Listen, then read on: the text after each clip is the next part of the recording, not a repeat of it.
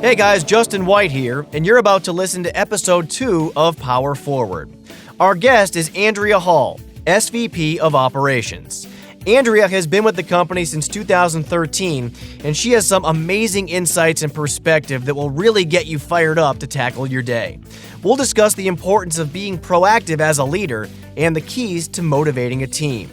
Andrea also talks about how the experiences she had growing up gave her a passion for people. Plus, Andrea reveals her biggest flaw and how it actually helps her. Get ready to get inspired with Andrea Hall, coming up on Power Forward. The primary purpose of this podcast series is to inform, entertain, and educate. The information, opinions, and recommendations presented in this podcast series do not constitute legal or other professional advice, opinions, or endorsements of any kind. This is Power Forward.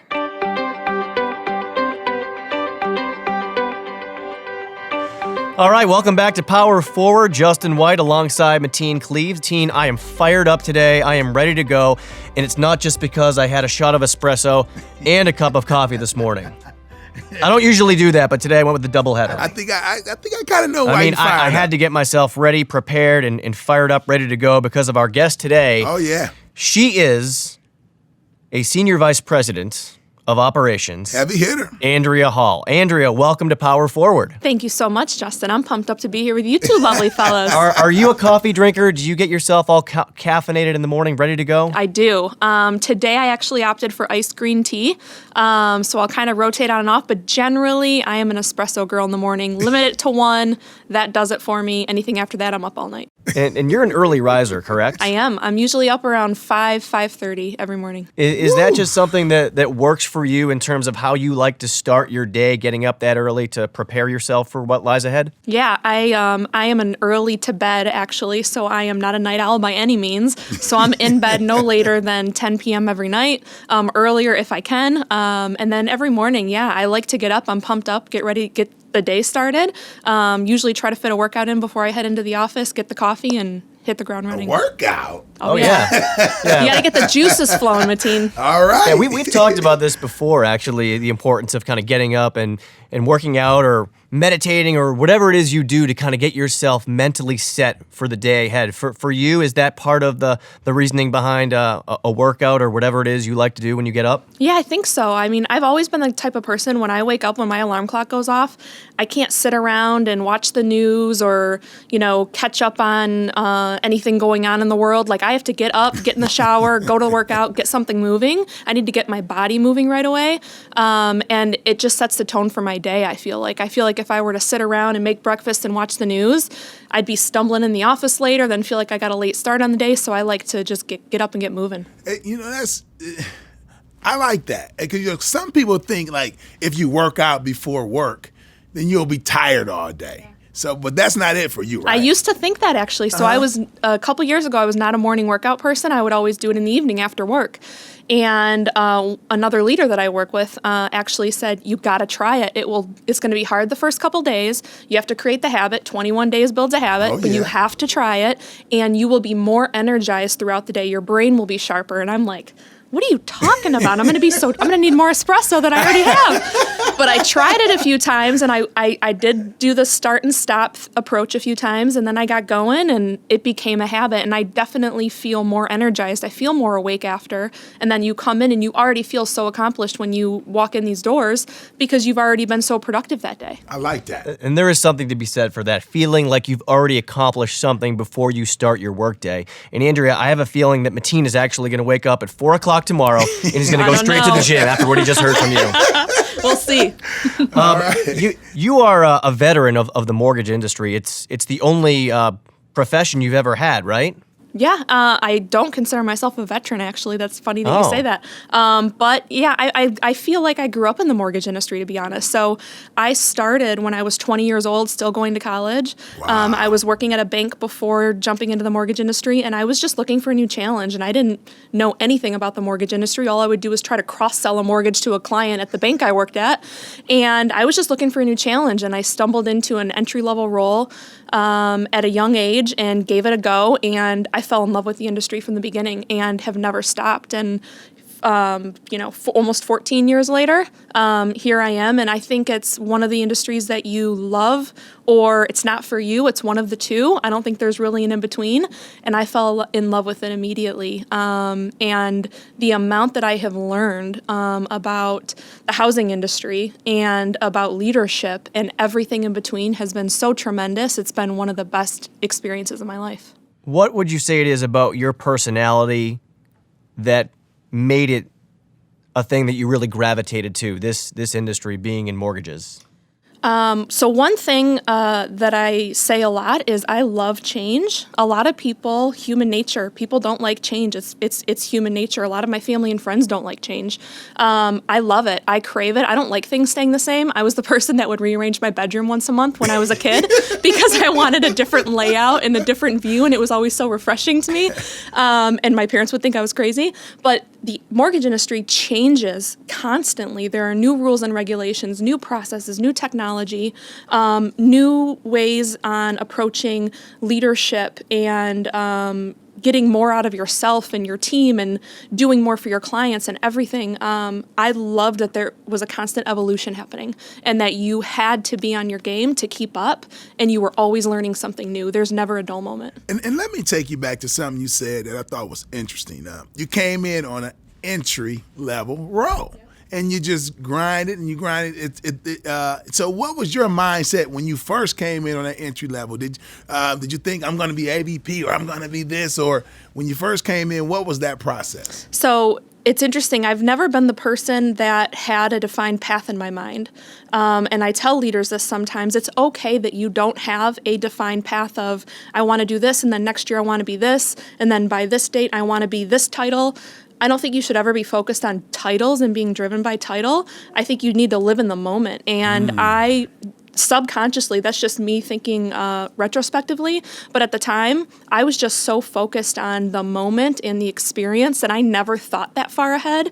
I was just taking everything in that I was immersed in at the time, and then when I was ready for something new, I was like, okay, I'm kind of bored, I need something new, give me a new challenge, and then the next challenge, and the next door opened, and I was very fortunate that those doors opened, but I was always just very focused on the here and now and the present, and I think when you do that and you can excel in whatever the here and now is, opportunities then present themselves instead of being so focused on having to hit whatever milestones are in your mind. Doesn't mean you shouldn't have goals, but take it as it comes and let the opportunities present themselves and excel in what you're doing at the moment. Well, you mentioned the word drive, Andrea, and one of the things that we like to say a lot around here is, what is your why? What is your reason? And everybody, has their own purpose depending on their own situation. For you, what drives you? What is the thing that really motivates you in your life? It's a good question, Justin. That's what I'm here for. I don't think a lot of people have ever asked me that before. For me, I've always been a self-starter. So I was never, not that my parents didn't push me and motivate me, but it wasn't like, they were pushing me, telling me, what are you going to do next? What are you going to do next? They were just my cheerleaders on the sideline saying, you're awesome, keep doing what you want to do. And I always wanted to prove to myself and scare myself a little bit that I could do something. So if I had a challenge in front of me that made me a little uneasy or, it would get me out of my comfort zone a little bit, for myself, I wanted to prove to myself that I could do it. So I would force myself to get comfortable with change, force myself to get out of my comfort zone and say, what have I got to lose? So I'm just going to keep pushing forward. I'm going to try it. And very quickly, I got very comfortable with being uncomfortable. And I think that just kind of drove me forward. I didn't have like one driving force. My mom and dad always worked very hard and were always dedicated to whatever their craft was, and I think I kind of observed that growing up, but for the most part, it was like wanting to prove to myself that you could do something that maybe scared you a little bit. Did you play sports growing up? I didn't, actually. She sounds like an athlete, right?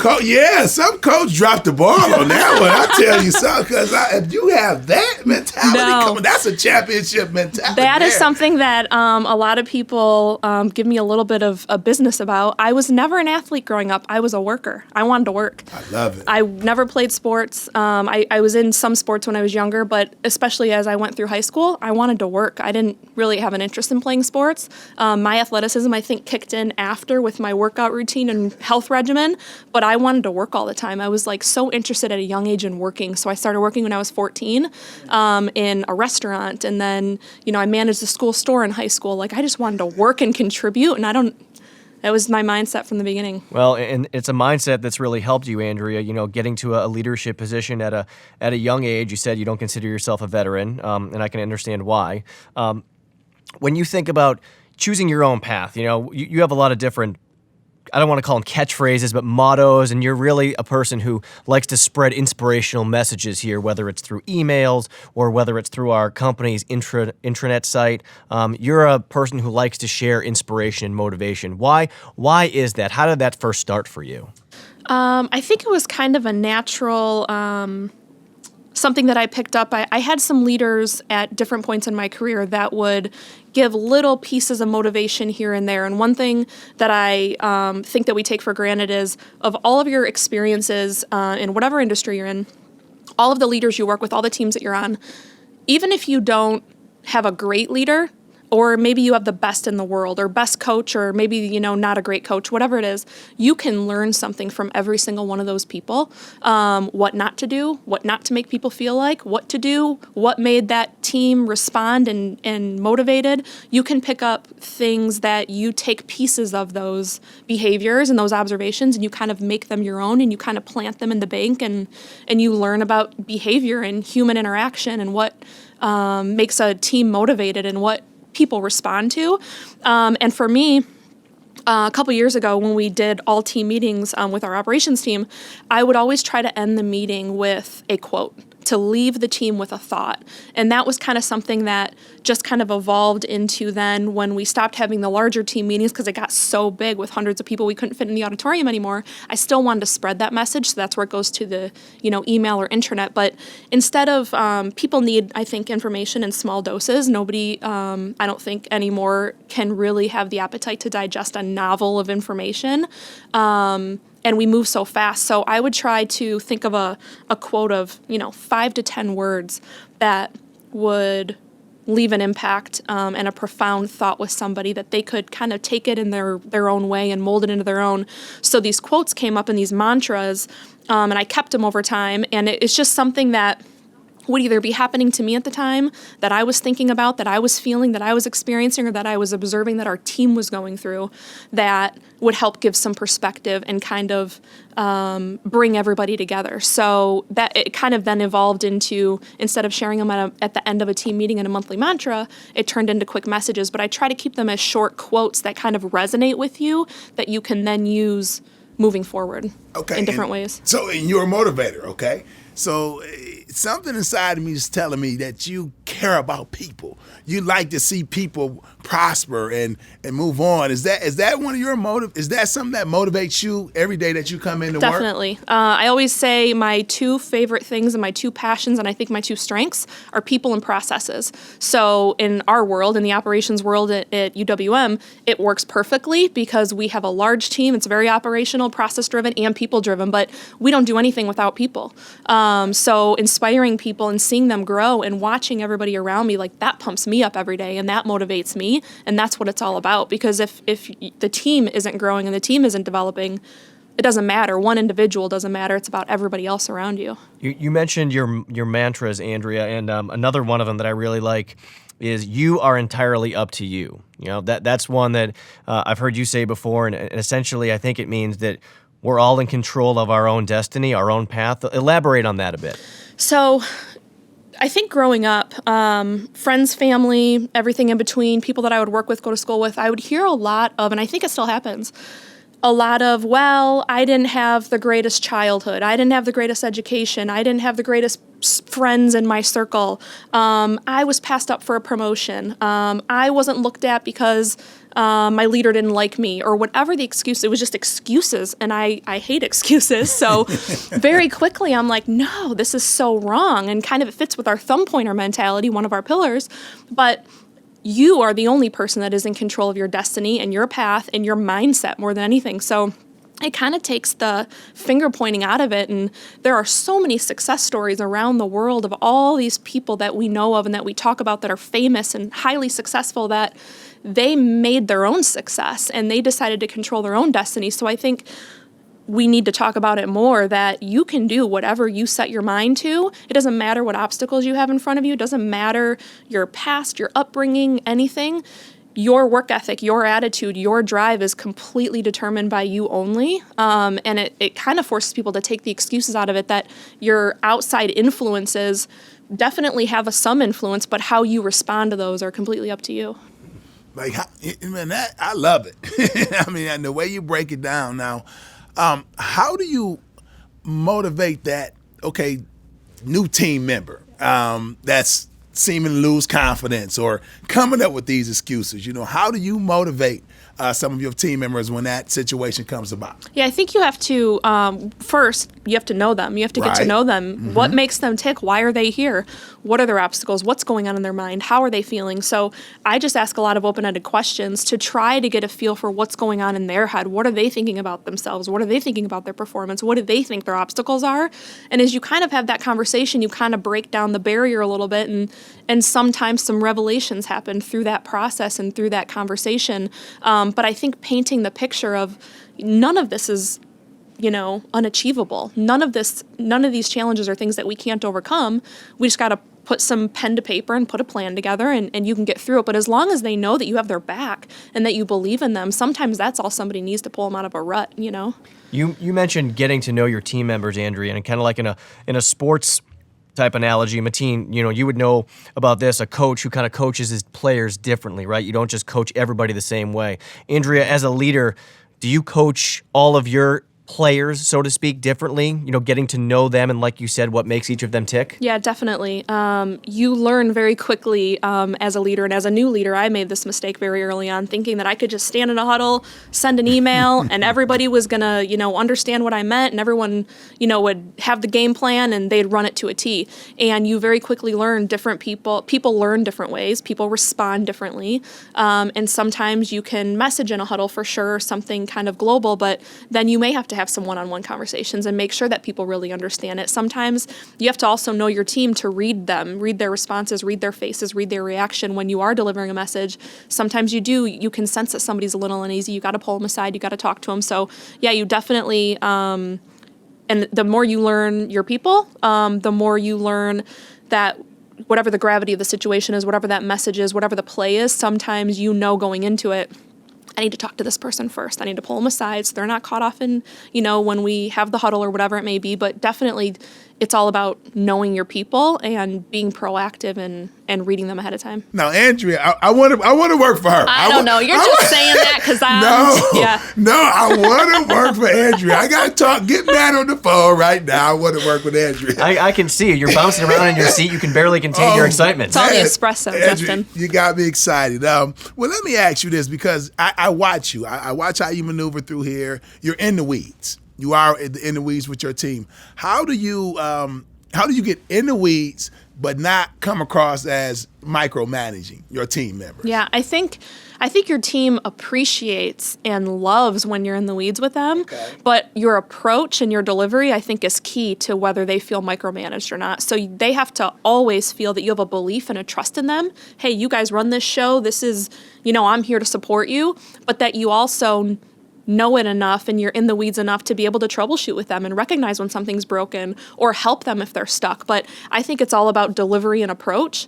Email is not a good way to kind of handle those situations because there's no context and tone in email, right? So it can very easily be misinterpreted. But I think it's all about your delivery. And as long as you have that leadership capital built up with your team and then they know who you really are as a leader and you have built that trust with them, they know that you've got it. But they also know you're there if you need them. Is that kind of what goes into finding a balance between challenging people but also being supportive at the same time? I mean, what's the key to that in your mind when it comes to being a leader? Yeah, I think some of my best leaders that I've ever had are the ones that would challenge me to where I'd go home and I'd be like, this guy, he's driving me crazy. He made me mad today. Like, what's he doing? Giving me a bunch of business. Right. But it fires you up and it gets you thinking and it pulls that passion out of you. So obviously you don't want to go around beating people up, making them feel bad. It's all about the approach. But those leaders that have that balance in that relationship where you motivate, but then I'm also going to challenge you. I know you're better than this. I know you're more capable. I want to see more out of you. Making them rise to the occasion, that's where you pull the greatness out of people, but it definitely takes building up that relationship with them to be able to have that balance and that approach between motivate and challenge them. And I had that in college. My college coach, Tom Izzo, I mean, he would motivate me and he challenged me every day. And I could never understand why if somebody else missed a shot, it was my fault. And he would say, well, you shouldn't have passed the ball to that guy because you should have known he couldn't make that shot. Yeah. So challenging them, I think, is very important. And I want to ask you this. Have you ever had one of those situations where someone might have gotten an award or pulled you to the side or sent you an email and said, thank you. Thank you for the times that you challenged me and you pushed me and I really didn't want to hear it at the time. So many times.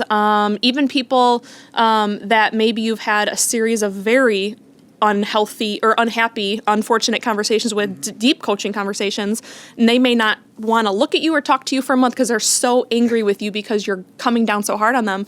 But then 2 months later, a year later, whatever it is, they're like, thank you for doing that. I didn't realize it at the time. I was mad at you at the time, but because you did that, you made me change a behavior. You made me look at myself. And eventually, I do think that they will thank you for it because you're doing it because you care about them. So I always think about the leaders that never coached, never invest in their people, don't get to know them, don't give them feedback of good, bad, ugly, whatever it is. That to me sends a message that your leader isn't invested in you. They don't care about you. They're not giving you positive reinforcement, let alone are they trying to develop and coach you. The best leaders that care about you the most and that are the most invested in you are the ones that are going to be hard on you and they're going to give you feedback and they're going to be critical of you because they know you're capable and they want to pull that out of you. And just keeping in mind, from a leadership perspective, they may not be the most receptive at the time, but you're doing it because you care about them and because it's for their own good. You're not doing it to, at their detriment. Almost like a parent. Yeah, absolutely. Yeah. Exactly. Like yeah. Very much. Yeah, and it seems like, Andrea, you talked about your parents being supportive of you as you were growing up and the passion that you have, not just for your job, but for life. I mean, it seems like it's just something that's instilled within you. But when it comes to people around you, whether it's people that report to you or other people that you encounter that maybe don't have that same passion, don't have that same fire, how do you kind of approach a situation like that? Because I don't know that it's something you can just tell somebody to do, but maybe you can relay a message that will give them a thought that could inspire them to think differently, so maybe they end up on a similar type of a path. Yeah, I think that what you're passionate about is what you pour your soul into and what you pour your heart into. And for sure, I'm sure there are stories that of people that have professions or a craft or a sport that maybe they don't love and they're not super passionate about, but they can experience some success. But I do firmly believe that if you're not passionate about whatever your craft is, you are not going to experience the most success. You're not going to be the happiest. And that people read through that. So if you're not passionate about the message you're delivering, you're not passionate about whatever it is that you're doing, people will read through that and they will very much sense whether it's genuine or not. And for me, I think it's tapping into where that lack of passion is coming from. So having conversations and talking to them and finding out what it is that motivates them, what pumps you up, what frustrates you, but also on the flip side, like what motivates you and gets you going every day. And if it's not this, what is it? So sometimes, people will step into a role, a sport, a job, and think like, this is going to be it for me. And maybe it's not. Not everything is for everybody. So I think recognizing that that's okay and having a leader or, a peer that's supportive of that and having that conversation with you and finding out what it is that you're the best at. So one of our pillars are people are our greatest asset. The right people in the right seat, I think, are your greatest asset. So leveraging and knowing your talent and your people that are on your team and what they are best at and where they can contribute the most is where they're going to be happiest. So I think tapping into whatever that passion passion is, and not being afraid of maneuvering people to where they will be the biggest contributor and be the most fulfilled is where you really win on both sides. And, I think back to my senior year at college. I would look at certain guys that come in. We would recruit different players that come in, and it'd be some people that come in, and I'd say, wow, it's something in that guy. I need to put my arm around him. Almost kind of like my mini-me. I love the drive in that kid. Has there been anyone, you don't have to name names, but has there been anyone in your experience that have come through these doors and you say, wow, I need to get my arm around them and direct them in the right direction? For sure. And the best part is those people don't need a lot of direction, right? Mm-hmm. Because they have that special something already that is making you gravitate toward them. But absolutely, there are so many people that we're fortunate enough to come into, to experience and work with that you're like, I need to work with that person. I need to learn from that person. And even if they're brand new, you can learn from them too. Mm-hmm. And their drive and their passion will motivate you. And I don't know, I think that makes for an unstoppable team. But those people, I think, don't need a lot of heavy guidance. Mm-hmm. But you can definitely help propel them forward. But you also definitely get something out of working with them. And I like the fact that you said they don't need heavy guidance. I think that great coaches understand when to coach up or when to sit back and let players dictate and run the show. Your knowledge, Andrea, of people, and you said that your job entails people and process, but your knowledge of how to interact with people, how to coach people, just how to have a conversation with somebody and get to know them, where would you say that comes from? I think I'm a big observer. I'm a people watcher when I'm at sports games. I'm a people watcher when I'm on an airplane. I am a human behavior, very highly curious person. So not in a creepy way. I'm not going to follow you guys around the office and watch you all the time. But definitely observation from a very young age. So my parents were foster parents for 20 years growing up. So I experienced all walks of life, I was exposed to so much in the world at such a young age, and I think it made me grow up fast, but it also made me very aware and empathetic of people, and I was so curious about people at such a young age and what made them tick and what motivates them.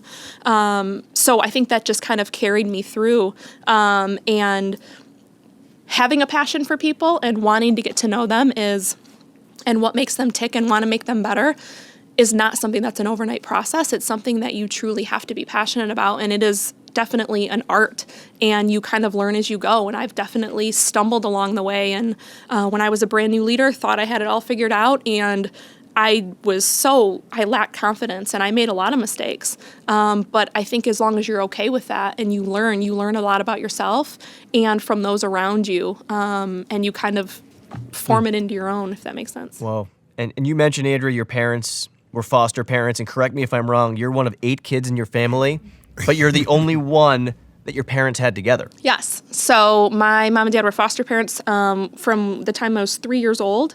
My dad was a police officer at the time, since retired.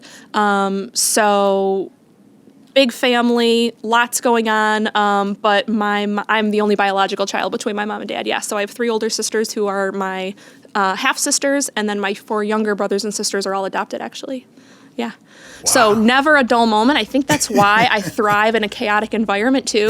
I have never been the person that can handle quiet and no action going on. I'll tell the team sometimes, put some music on. We got to get some energy going. I am so used to so much action going on around me all the time that when I moved out and lived on my own, or, now with my husband, it's so quiet. I'm like, I don't know what to do with myself. I'm so used to action around me all the time and chaos. But I think it's good. I think it prepared me well. Yeah, that's why you thrive in the operations department of a mortgage lender. And fast-paced environment, yeah. Absolutely. Stepping outside your comfort zone, you mentioned this earlier, being comfortable, being uncomfortable. What does that mean to you? I think it goes back to not being afraid of change. And a lot of people, it's again, human nature, you want to stay where you're comfortable. And I am a victim of that myself. So at one point in my career, I was kind of at a crossroads of you know what, I think I'm ready for a new challenge and I want to do something different and learn something new. But I'm really cozy where I'm at, and I'm really good at what I do. And it was this dilemma for me of, but if I'm really good at it, even though I'm comfortable, is that okay? Because I'm really good at it. And isn't that what we all care about, being really good at what you do? But at the same time, I knew I was craving a challenge, and I knew I was craving a change and something different. So I think it's not being afraid to push yourself, and the places out of your comfort zone. I think those experiences when you're the most uncomfortable, the most uneasy, the most on edge, and you're like, I don't like this, I don't know what I'm doing, it's uncharted territory. I bet if you asked a lot of people, they would say that those were the experiences that they grew the most from and that they probably learned the most from. And let me ask you this question here about, because you're in leadership, so that means you probably speak publicly. There are people that's terrified of speaking publicly. What advice would you have for some of the people that's listening in that's afraid to speak out publicly? I think you just have to jump into the fire. So I was terrified, and it took me a very long time to get comfortable with it. I still get butterflies before I go Really? up to this day. Absolutely. Can't tell. I think when you keep that kind of humility about you, that you feel like you have to be on your game and you don't want to mess up and you go over your talking points in your head, I think you should be a little nervous before you go up. You should be confident for sure and comfortable, but I do think you should have a little bit of butterflies in your stomach. But a leader many years ago that I had just literally threw me into the fire and was like, you don't have a choice. Once a week we're having a team meeting and you're getting up there and you're presenting. And I didn't have a choice. I had to get very comfortable very quickly with being uncomfortable. And every time I was terrified, and I'm sure I fumbled and made so many mistakes and looked like an idiot a few times, but I got very comfortable with it very quickly. And then I think because of that, because I was forced out of my comfort zone, I was like, okay, I can do this. Okay, put me up there again. That's fine. And you just kind of get, so a team member, one of the leaders on my team actually recently went through this, and she's like, I don't like public speaking. I get terrified when I get up there. I sweat, I freak out. And I'm like, you got to do it. So every team meeting that we have now in operations, she goes up and she talks about it. She talks about something that's relevant to whatever the meeting is about, and it very quickly made her comfortable with it. I'm sure she still gets butterflies, but I just think jump into the fire feet first. I love it because that happened to me in TV. I went to Fox Sports Detroit to work with the Pistons, and they said, come in for a practice run. I'm like, I really don't want to do TV. They like, well, just come in. I come in for a practice run. The next day, I was on live TV. And I laugh about it now because I screwed up big time. No, you were probably a pro right from the beginning. Nobody at home probably noticed. Not at all. I screwed up big time. But like you said, I would have never thought I could do it. But I just jumped right into the fire, and then I eventually got better and better at it. Do you think that prepared you though? Do you think you should have done the rehearsal, or do you think it's good that you jumped into the fire? I'm glad I jumped in the fire because I just went for it, and I didn't think about it, and I screwed up, and I continued to practice it and got better and better. But hey, if I don't even know if I ever would have done it. Yeah, you'd probably overthink it, I think. So like sometimes when you rehearse so much, you start to overthink it and get in your own head, and you get in your own way a little bit. So sometimes it's better just to. It worked out. Just wing it. And you know what? The butterflies and getting nervous still, you know what that means? It means you care. Exactly. It would almost be something wrong if you didn't get a little bit nervous, right? I think so. I think you should kind of along the lines of always kind of being a student of your craft, like always knowing that you're never perfect and you are always growing and you're always going to learn and you're human. You're going to stumble. You're going to mess up sometimes. So being a little nervous and caring so much and knowing that you for sure are going to make mistakes, but you learn from it. And let me ask you this question here. You talk about, you want to be great.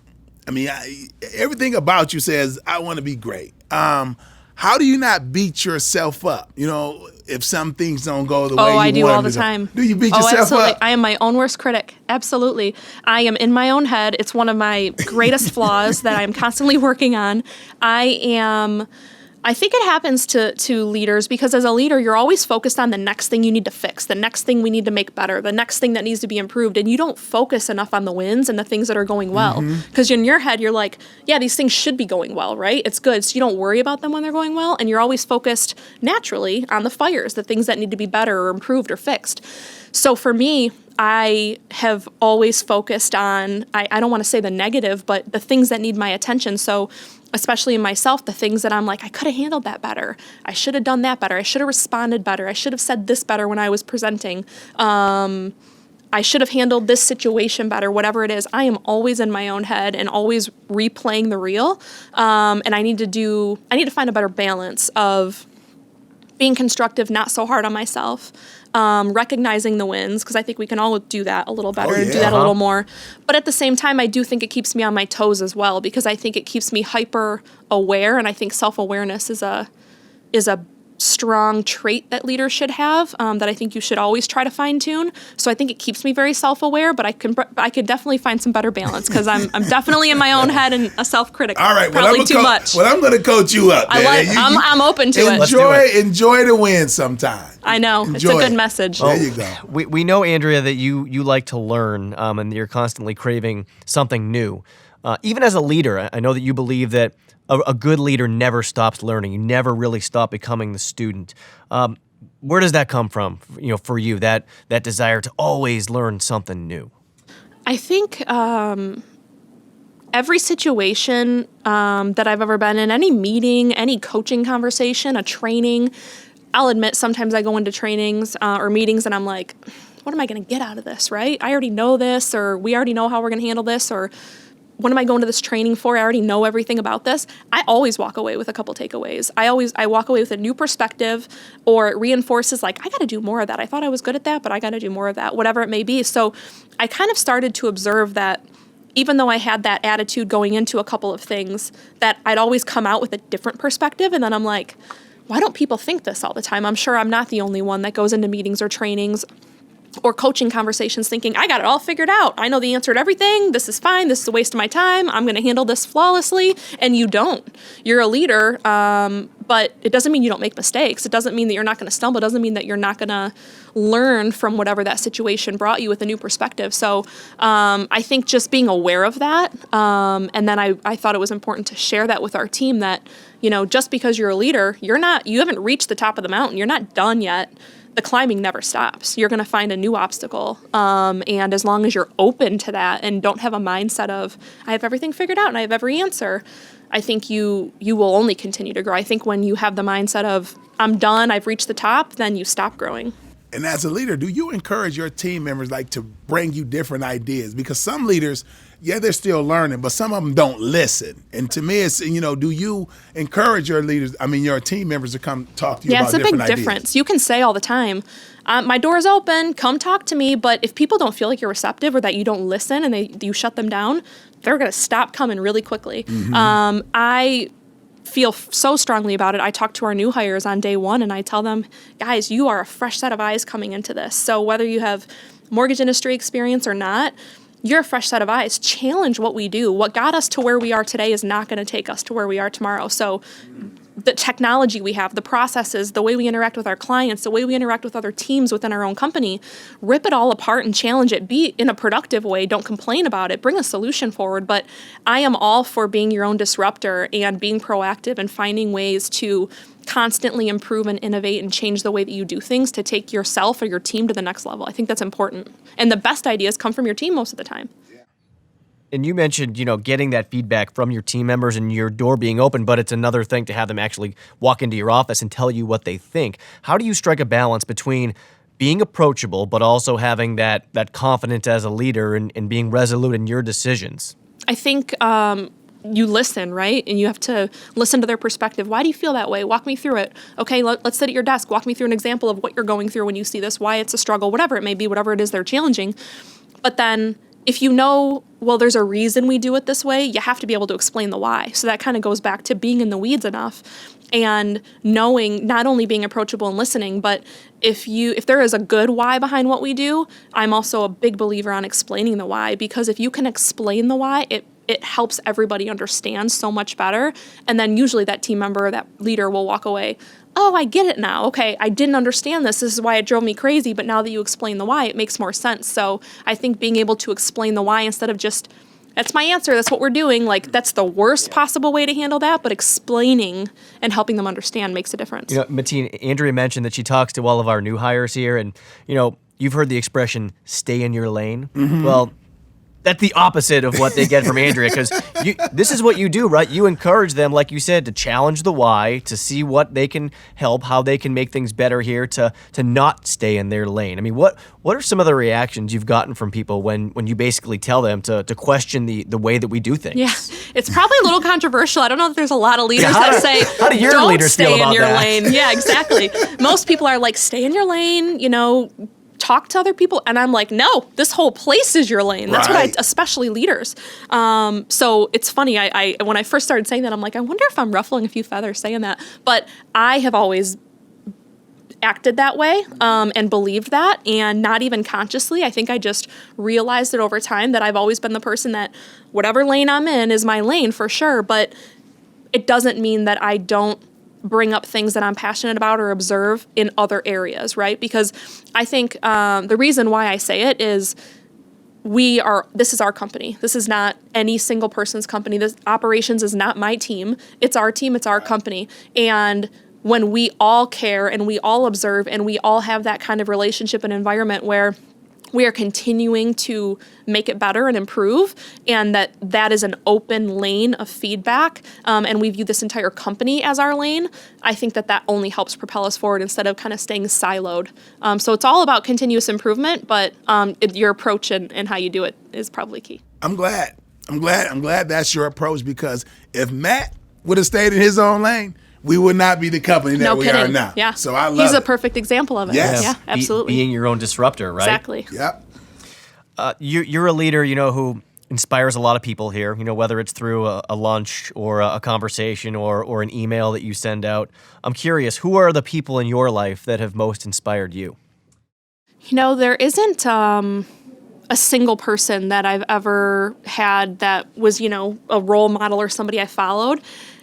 I take bits and pieces from everybody around me. So leaders that I've worked closely with, and from afar. I think being an observer, I always pick up things from people that are doing things great, and that inspires me and that motivates me. And I kind of take those things and put it in my bank and kind of use it in my own way moving forward. But the people around me all the time, friends, family, work, everything, my surroundings, I guess, being an observer is just the people and the actions around me that I observe are really what inspires me and pushes me every day. So it's the experiences more, I guess, than the people. Yeah, I'm more of an experience person and observer, I think. So those are the things that I really pick up and latch onto. And that more than anything, I think that's what motivates everybody. That's why we talk about a positive environment and culture, and it being a deal breaker if you don't have a great environment and culture for people to work in. The inspiration around you makes a huge difference, I think. I'm just sitting here cringing, because if the high school coaches that was in the building when she was there, if they hear this interview, they're going to go crazy. You could have had this on your team. Does not mean I had any athletic ability, Hey, Mateen. It don't matter. I would have been on the late. bench. Those leadership capabilities, it don't matter. That's the winning attitude. Oh, man. Maybe you could have coached me. Yeah, exactly. I Teach would've me to got it. shoot. Oh, yeah. Andrew, you talked about being in your own head and that being one of your biggest personal challenges. As a decision maker, walk me through your thought process. Would you say more analytical, or are you instinctive and just kind of go with your gut and what your gut tells you? I think you have to do both. I think the situation dictates if you're more analytical or instinctual. I am a very instinctual person. My husband tells me that all the time and makes fun of me. But I do follow my instincts on a lot, and probably a majority of decisions I make, things that I do, how I react to situations. But you definitely can't leave the analytical side out of it. So I'd say probably more instinctual, but definitely you have to know, depending on the decision, depending on the situation, sometimes you have to bring the analytical side in, and that's always fun because sometimes it can throw your instincts out the window and make you change your mind. Especially when you like to move fast, right? And when you want to make a decision, you want to trust your gut, but you also have to say, hey, maybe let me slow down for a minute. Let me think about this just a little bit more before I actually decide. Yes, and I am not a patient person. Patience is also something that I'm working on. I am not surprised to hear that. So sometimes the analytical side of things, I'll want to pull some data, and I'm like, but I need it in like 20 minutes because we got to get this moving. Like, no patience. And instinctual, I can make a quick decision, right? But you can't always follow your instincts completely with everything. So sometimes you got to be a little patient and use some data. Okay, and you're such a great leader. I mean, powerful, strong. I love that about you. I've heard nothing but great things about your husband. All right. So if you guys are going to dinner, who's making the choice? Who picks who? Where we go? Who's picking the place? Or you going on vacation? Who decides that? So my husband does not like to make decisions, believe it or not. Oh, well, this is cool. About when it comes to dinner. So he wants he doesn't even want to look at the menu if there's too many options. So I'm picking the dinner place. I'm probably ordering for him unless there's something he feels super passionately about. He's all about just the experience, and like you do the dirty work. You pick out the place and you look at the menu. Yeah, but here's the question though. Speaking of the menu, are you the type of person that'll go online and look at the menu in advance, or do you want to be surprised when you get there? You know what? I am such a planner at heart. But you already know what you want when you walk in the door, right? I have never looked at a menu before I go to the restaurant. Really? I have a little bit of adventure in me, so Okay. yeah, I'm not that much of a planner or foodie that I look at the menu too much. I'm more just take it in when I get there. I like it. That. Yeah, me too. Got to have some You got me on that spontaneity one. with the planner. I like to look it up. I want to know what kind of food they Every got. time. Most of the time. Does that drive your wife crazy? She does it too. Okay. Yeah. So it works. She'll tell me where we're going to dinner, and then she'll say, "Ooh, look at this," and she'll send me the link for the menu, and I'll check it out, and I'll say, "Ooh, I think I want that, that, and that." Very rarely do we, Interesting. take a different route unless there's a special or something like that. When you're at dinner, though, let me ask you this, because you said you're very detail oriented. Mateen said it, in the weeds of our business, and you constantly want to know what's going on. But when you walk away from the office, can you unplug? When you're at dinner with your husband or having coffee with somebody or hanging out with a friend or a family member, can you unplug and really truly be present in what you're doing at that time? It is a challenge at times. I think I knew she was going to answer it that way. another thing that I try to focus on a lot is I have a hard time shutting my brain off. So even at night, if I can't fall asleep, my husband will be like, shut the brain off. Come on, let's go. I have a hard time shutting things down in my head. So I think during the week especially, it's a little more difficult for me to be present when I'm not here and being on and thinking all the time and email myself thoughts or put a reminder in my calendar, something that I think of. The weekends, it's a little easier. And I can fully immerse myself in something else, but you never turn off, I don't think. I've never been able to fully turn Not off. the great ones. Not the great ones. It's tough, right? I mean, especially with cell phones and technology. I mean, you have everything at your fingertips. It's all right there in the palm of your hand. It is tough to walk away from it. Yeah, and you're constantly, for me anyway, I'm like, if I don't check in, just glance at my email on a Saturday, like, what am I missing? What's going on? Like, maybe somebody needs something. Right. Maybe something's happening, right? And you feel that responsibility, I think, to make sure that you're in tune and that you're on top of things if something were to happen. So I think we can definitely do a better job trying to find balance there. But I don't know that, especially in this day and age and the direction we're heading, I feel like it's kind of only going to get worse. I don't think we're backing off. I have started to try something new lately. When I walk in the door after I get home and I see the kids, I put my phone away for at least a little while. You know what I mean? I want to see them and hang out with them, have dinner, and just observe them and not be distracted by my phone. And it's a challenge for me. I want to be connected like you. I want to know what's going on. It's tough to resist checking social media or seeing what's going on with email, but I've been trying to do it lately. I think that's smart, and I think it's healthy, especially because you have young kids. Yeah. They're observant. They're more observant Exactly. than anybody. So you better believe that they're noticing and recognizing Dad's on his phone all the time when he comes home, and I don't see him. You know what I mean? Yeah. So I think that that's fantastic that you do that. I think Matt said that he does that too. He has like certain hours of the night when he goes home, and he's like, "Hey, I'm with my kids until they go to bed." Like phones away. I think that's very healthy to do, especially when you have young kids. What about you, Mateen? Well, me and my son, we have a really good relationship. Well, I have one that's 21, so he's, he don't need my attention as much. But my youngest son, we like the same thing. So we, That's it's good. basketball. So a lot of times we're just in the gym hanging around. When I leave from here, we'll go get a little workout in, and so that's our bonding time. Now, on the flip side of that, I have to find time for my wife, because she's the one that's kind of like, sacrificing. And so that's where I got to get better at, is finding more time to give her time. So I'm working on that, and I'm getting better as we go. Do you guys find, since you both have kids and a wife, do you find that you're more likely to put the phone away for the kids but not the wife? That's a great question. Like, do you feel the priority and, the urgency behind that behavior is more for your kids? And do you think that the spouse is like, oh, they'll understand? You know what I mean? Because I've never heard anybody say, I put the phone away when I get home to spend time with my husband or wife. It's usually for the kids. Right. Yeah, no, I think it's true. And, because it's just easy sometimes at the end of the day to pick up your phone and kind of just lose yourself into whether it's social media or reading an article or watching a video.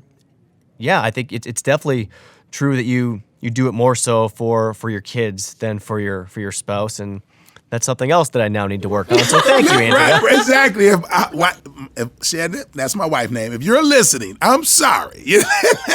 Look at Andrea asking a tough question. She need to come on this side. Yeah, she's flipping the script on us. It's just an interesting thought. But no, I've actually brought it up to my wife before. I've said to her, what if we just went a whole weekend without our phones? I mean, seriously, unless, of course, there's an emergency, someone needs to get in touch with you. What do you really need it for if you're not working? Do you think you could do it? Like for just a weekend away? I don't know. Have you ever done it? No, but I think I could. I think I could do it for a weekend.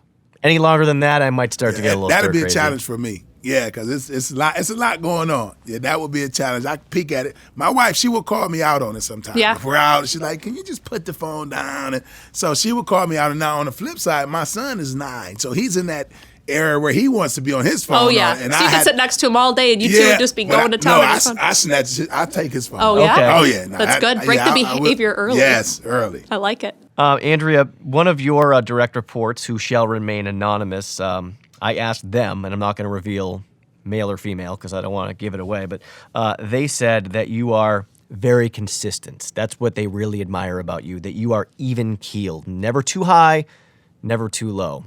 As a leader, why is that important to you? I think your team.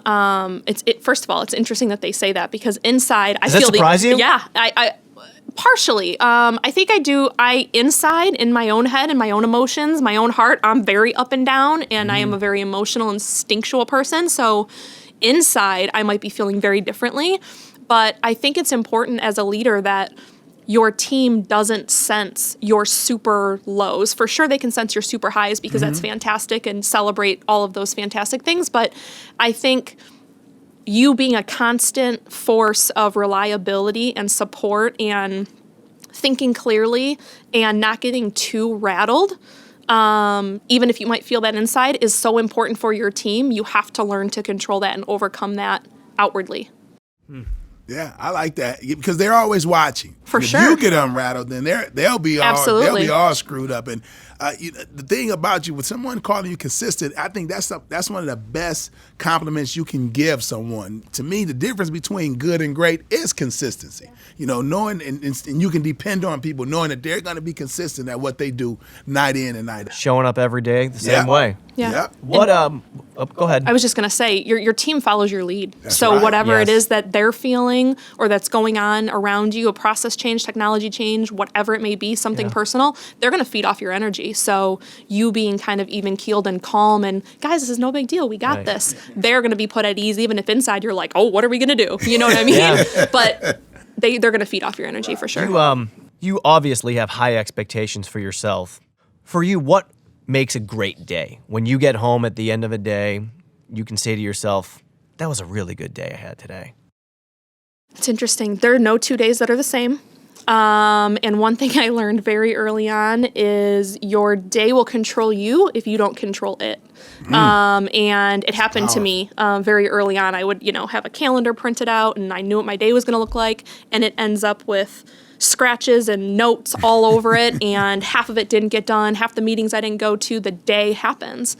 And I think accepting that every day is going to bring you new challenges that you aren't expecting, that are not in your calendar or on your to-do list, and being able to handle that with stride and with a positive attitude and prioritizing it the right way, your to-do list is never going to end. You're always going to go home with your to-do list that, you took 5 things off and added 10, whatever it may be. But I think knowing that that day you gave it your all and you did the best job you could and you took care of your people and you took care of the most important things that were critical for that day lets you go home saying, I had a great day, even if you didn't quite accomplish what you set out to at the beginning of the day. And let me ask you this question here about experience, because I think experience is valuable, very valuable. And I talk to like loan officers and brokers when they come in, and I one of the questions I ask them is, what are the challenges that come with your job? And they tell me different things. And my response is, well, why do you guys keep letting it affect you so much if you know there are challenges that come with the job? And I think what helps with that is just experiences. So you being here and having the experience that you have, do you lean on your experience? Do you handle things different than you maybe would have handled it 2 years ago?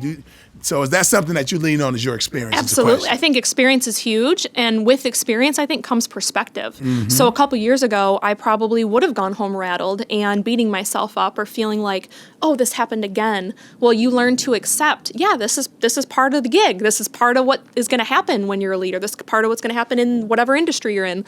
And I think the sooner that you learn to accept that, and, well, okay, this is what it is. I'm not changing that reality, but I'm going to change how I respond to it, and I'm going to change how I approach it. But I think that comes with perspective, but that comes from the experience. So I think early on, you can tell people that all day long, but until they start to live in it for a while and realize themselves, I'm not changing this reality, so I either need to change my mindset or I need to make a change. Until you reach that point, I think you'll still live in that frustration. So I think that it truly does come with experience. I think you're right about that. Gotcha. So much food for thought, so much great perspective, so many great insights. Andrea, this has been a great conversation. I hope you were taking notes, Mateen. I know you were. Got a paper full of them over here. He wants to recruit you to play for his basketball team. He's going to coach me up. He's got a lot of work to do. Andrea, we appreciate the time. This has been awesome stuff. Thanks so much for joining us on the podcast. Yeah, thanks for having me, guys. I loved it. She's the real deal, man. The real deal indeed. Our thanks to Andrea Hall, who shared a ton of great wisdom and was so forthcoming about her own strengths and weaknesses. I hope you're as pumped up after listening to her as we were. Our next guest on Power Forward will be Laura Lawson, Chief People Officer. You'll find out how Laura went from working in the TV business to a mortgage company, and also find out the secrets to creating a workplace full of happy people. And just a reminder, subscribe to Power Forward on your preferred podcast platform. I'm Justin White. We'll see you next time on Power Forward.